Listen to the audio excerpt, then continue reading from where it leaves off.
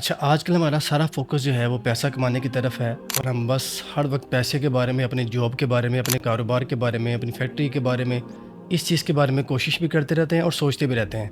مگر کیا آپ نے دیکھا ہے کبھی کہ کسی حدیث شریف میں یا کسی اللہ پاک کی آیت میں، قرآن میں اس طرف تاکید کی گئی ہو بار بار کہ آپ پیسہ کمائیں، زیادہ دولت کمائیں تو آپ پرسکون ہو جائیں گے، یا زیادہ آپ سیونگ کریں تو آپ پرسکون ہو جائیں گے یا آپ کامیاب کہلائیں گے؟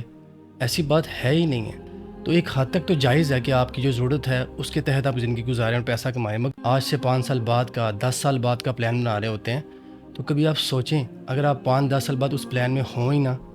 آپ آج کل دیکھتے نہیں کہ آس پاس کتنی جلدی لوگ اپنی جان سے ہاتھ دھو بیٹھتے ہیں، کبھی حادثہ ہو جاتا ہے، کبھی ایسی بیماری لگ جاتی ہے، کبھی اچانک کبھی آپ نیوز سنتے ہیں کسی بندے کی کہ یار آپ تو اس سے کل ملے تھے مگر آپ فوت ہو چکا ہے۔ تو کہاں گئے آپ کی پلاننگ، فیوچر سیونگ، سب چیزیں؟ ایک نارمل حد تک زندگی گزاریں، اللہ کو یاد رکھیں، جو اصل چیز ہے اللہ کو یاد رکھنا۔ اللہ کو بھول کے ہم مخلوق پہ لگ گئے ہیں۔ پیسہ مخلوق ہے، یہ دولت، گھر، یہ سب مخلوق ہے، اللہ پاک کی نعمتیں مخلوق ہیں، ہم مخلوق کے پیچھے بھاگ رہے ہیں۔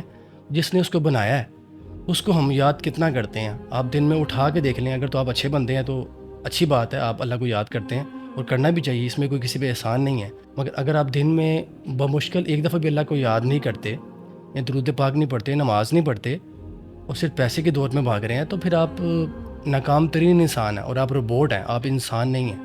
یہ کافر کی اپروچ ہوتی ہے کہ پیسہ پیسہ، دولت، چل، اس چیزوں کے پیچھے بھاگتا ہے۔ مسلمان کی پہچان ہے کہ وہ ذکر بھی کرے، نماز بھی پڑھے، دروشی بھی پڑھے، سچ بھی بولے، اس کے بعد حلال روزی بھی کمائے اور ایکسٹرا کے پیچھے نہ بھاگے۔ جزاک اللہ۔